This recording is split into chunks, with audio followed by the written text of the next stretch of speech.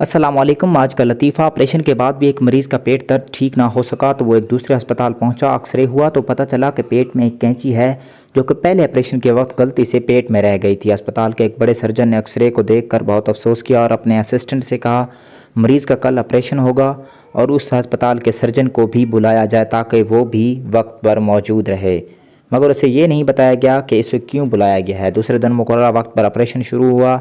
पहले अस्पताल का सर्जन मौजूद था, मरीज़ का ऑपरेशन किया गया और कैंची निकाल ली गई।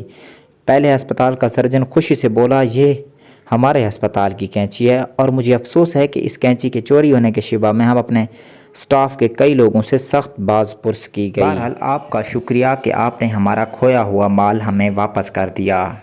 तो दोस्तों, कैसा लगा आज का लतीफ़ा? पसंद आए तो वीडियो को लाइक और मज़ीद ऐसे बेहतरीन लतीफ़ों के लिए हमारे चैनल वॉइस ऑफ AW को ज़रूर सब्सक्राइब करें। शुक्रिया।